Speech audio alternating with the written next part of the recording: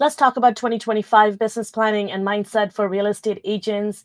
In this video, I'm going to walk you through some of my own strategies that worked for me in my business and how I plan for the upcoming year, bringing some strategies to the forefront in hopes that it would help with your own business as well. Thank you so much for coming to my channel. If this is your first time coming, my name is Tharmila Rajasingam. I'm a real estate agent with eXp Realty Brokerage, and I'm also a CRM peer coach with Inside Real Estate. If you hit that subscribe button, you'll get notified of new videos coming on this channel, and you'll be part of my YouTube community, and we can learn and grow together. And if you're looking to work with me, partner with me here at eXp Realty, and would like me to be your sponsor, you can head to the link in the description below. Look at all of the resources and training and mastermind calls and so much more that you get access to when you partner with me and book a call with me. I'll be happy to sit down and meet you and answer any of the questions you may have. Let's dive into business planning. This is probably by far one of my favorite topics that I love talking about, because this is interconnected with everything that I share on this channel, from real estate marketing to lead generation to leveraging your CRM and systems and process better.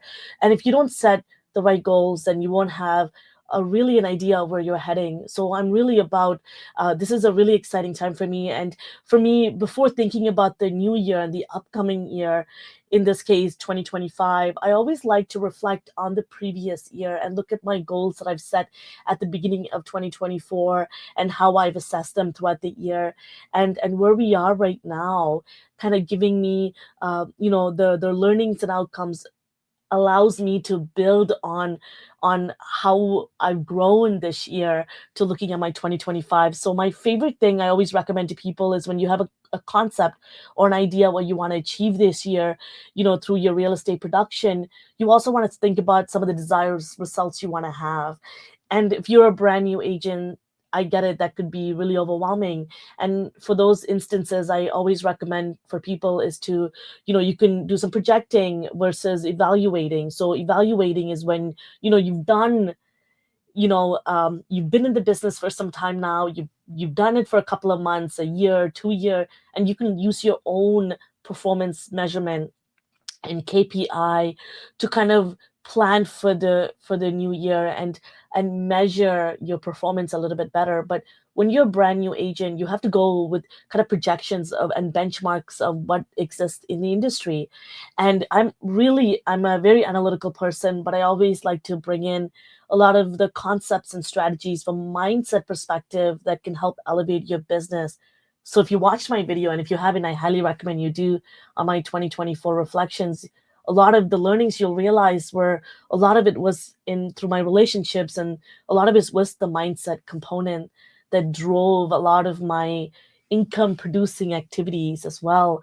So once you have a concept of, through your productions, the desired result you want to get to, you'll have an idea of some of the tactics and approaches that you want to take in your business to kind of get you to achieving these results. And so my favorite kind of things that I like to talk about in terms of business planning, and really you're kind of learning from my own strategies that I do in my mastermind calls. And I usually have a presentation I like to walk some of my agents through so that we have something visual to look at as well. Is when you're thinking about goal setting, I always go back to your purpose, your why a little bit. And so that I even have a personal mission statement that I like to put on top. And I'm a big champion of putting something in writing. So my recommendation is, open up a Google Doc or something that, isn't going to disappear in the event that internet shuts down, and you can write a personal mission statement for yourself. A great way to start this off, and if you're not a great writer, leverage ChatGPT. Think of a couple of words that really you wanna embody for this year. If you're, what you're passionate about. For me was, I want to be more, be in the moment a little bit more. I want to be more thoughtful in how I interact with other people. I want to be able to have long lasting relationships. I want to have a very loyal relationships with people, and trustworthy is a huge component to my business, and integrity. And so those are kind of words that jumped out at me. So these are core value of my, not just for the year, but what I really embody as a person. So those are things that you might want to incorporate in your personal mission statement. And once you have something that's kind of driving you, and who you're working for, what you're working for, and this worth, it'll allow you to come up with goals that are actionable, that are going to help you to get to your desired results. So once you have a kind of a vision in mind, now you can start to, and a mission statement, now you can start to kind of write down your smart goals. I worked in marketing for over a decade, so this is the one of the business objectives, and smart goals are one of the things that, a primary thing that we work on really strategically, because that's what we're going to measure against at the end of the year or at the end of the campaign. So smart being specific, so you're being very, thoughtful about exactly what you're looking to achieve. And A, is it attainable? Is it realistic? Right? Can I really achieve this in this timeline that I've set? And you could think about, SM is for measurable, right? So you want to make sure that you're, at the end of this year, you're able to again measure according to the goals that you put. A is for attainable, R is it relevant. Sometimes what we tend to do in our business as well is that, we're so concentrated on, doing production and doing this in our real estate business, but somehow along the way we mission drift and start working on something else because maybe we're passionate about it, or because we got distracted. So it's really important that, is this goal relevant to my mission statement and my vision and what I'm living for and what I'm hoping to achieve through this work that I'm currently working on.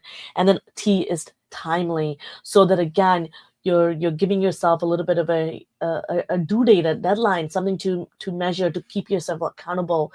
And so I like to either give yourself, the first quarter, second quarter, by the end of the year, maybe 6 months in, and it could look very different for every agent depending on what stage you're at as a realtor. So that being said, I'm a big, goal setter. I love coming up with lots of different goals. And I personally sometimes think of, I have 3-year goals, I have 5-year goal, I have a 10-year goal. And trust me, every time I come to this page, and every year that I really rewrite them, you'll be surprised how many times a lot of these goals tend to change as I'm growing as a person and my skill sets start to change. And that's why I want to bring the mindset component to this, because aggressive patient is, and trusting the process is a huge component of this as well. Is that sometimes you'll put these goals in perspective, sometimes you know where you want to head to. Now let's put together an actionable strategies and approach to achieve them, and trust in the process that things are going to work for you. And through the concepts and the laws of attraction, you will attract that business to you. Trust me, many times I jump on calls with my agents about something that isn't working, and we're always talking about what isn't working, when we can go back to the very things that have always worked in our lives, and holding on to them a little bit more and building on them would be a massive component to the type of life we all want to lead and live. And so the other big thing that I love to do at the end of the year is a SWOT analysis, a situational analysis. If you've never heard of this before, please check out the videos that I've done on my channel. So SWOT analysis is SWOT, S for strength, W for weakness, O for opportunities, and T for threats. S and W, strength and weaknesses, are something that you look a little bit more internally at yourself. And then O and T is where you look externally, outside of the brand, outside of your business. So and then when you bring it together, you can really analyze where you are in your business, where you want to head to. And this will give you, identify some of your core strength, allowing you to improve on your weaknesses, and also really identifying some of the opportunities that are already available for you in your brokerage, through your partnerships, etc. And one of the things that I really want you to think of, and grasp hold of in planning for your business planning is, remember, it's all about creating and maintaining this momentum. Often I have agents that start out and they do really well, but then some of my agents tell me, oh my goodness, I have 10 clients right now, and 5 that I'm currently speaking with on top of that, and I can't meet all my timelines, and they're getting overwhelmed. And this goes back to not having a proper solid foundation. This goes back to not having a proper systems and process in place. And that's why every time I onboard my agents, I make sure they go through my kvCORE course. I make sure they're going through our 90-day fast track program, so that at least minimum every box is checked off in terms of, do you have the right lead capture? Because I have agents that are posting a ton on daily on their social media and telling me that they're not getting any results from it. Well, then if I go and audit their social media, I'm realizing that they don't have the cornerstone, the simple elements for content strategy, as simple as would you build a database and bring in leads if you don't have a lead capture in place, right? So things like that. So your momentum is something that you want to really keep in mind, and how can you continue to build on momentum and stay with it? So, and the way that you're going to do that is relying on your systems and process. So that's the only way to scale, the only way to keep it going, because trust me, once you get busy, you want to make sure that you're still continuing to doing your follow-up, you're continuing to building your database while moving the lead and converting them into a client and a close deal. And one big component that I want you to keep in mind, and yes, revisit this every year because you'd be surprised how things may change, is your target audience and segments. Because the more granular you can identify, I call it a persona of an individual that you're looking to target, and it could somehow look like a person that you would like to work with. It could even be someone that embodies a lot of the lifestyle that you have already. But who's that ideal target audience in your market?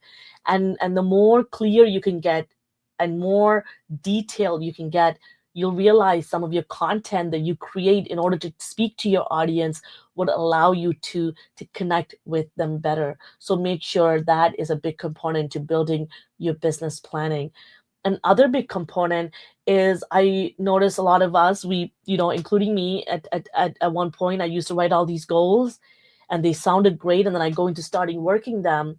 But then I didn't have a proper daily schedule, a daily workflow, and a weekly workflow with time blocked off for me to achieve some of the cornerstone and some of the key goals that I've outlined at the beginning of the year in my business plan. So it's really important that you're really encompassing and thinking thoughtfully about taking this business plan that you're going to put together and how is it going to become actionable. Because knowledge is power, but what is truly powerful is and impactful is applied knowledge, putting them into action.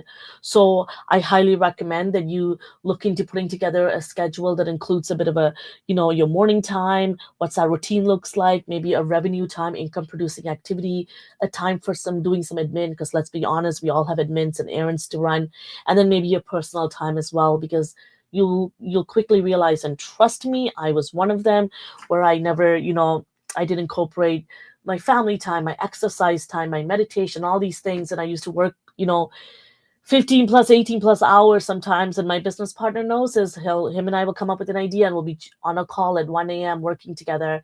And it really jeopardized my health. I was gaining weight. I wasn't eating well. And then I was neglecting time with my family, and it started to really affect my business. And once I got a hold of managing all the various parts of my life through time management, because how you spend your time is how you'll notice how what shows up in your bank account. So it's really important that you learn to do that, and the way to do that is through discipline. So this is when you establish an authority over your own habits and your routines, and the way you work. And so it's really important that you have, whether it's blocking off time, finding an accountability partner, which is why I'm a huge champion of this. Twice a week I have an accountability hour with my agents, and that's a follow-up, and it's an hour, and it's blocked off time, and we block off all distraction, and we're in our kvCORE, and we're calling, emailing, putting our leads on drips, etc., and doing everything we can to get our database lit up, and that's just the only way that you're going to see consistent growth. And I'm going to tell you, yes, we're an entrepreneur, we're a business owner, so you're going to see many times ups and downs in your business, and many times it's going to feel like a whirlwind that you're caught in.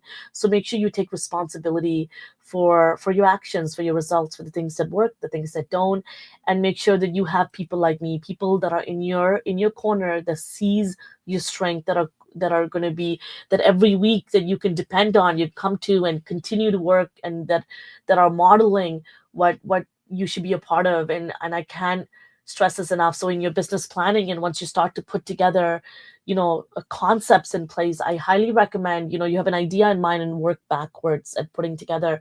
And we could talk about a lot in details in a lot of our mastermind calls, and we could sit together and build out your business plans as well. I'm a huge champion of business plans and marketing plans, because when you have it in writing, you'll be surprised how so many of my goals have manifested just by writing them down. And your subconscious minds allows you to kind of bring them to life. So remember, I'm going to read this quote: knowing is not enough, we must apply. Willing is not enough, we must do. I hope this was helpful in allowing you to look at your business in a more thoughtful, constructive, strategic way, to building your business plan that is going to really 10x you in this year going into 2025. Wishing you all the best, and I look forward to working with you and partnering with you. And once again, if you want to choose me as your sponsor here at eXp Realty, join me or take some of my courses, training, master classes. You know what to do. Go to the description below, check them out. I'll see you next time.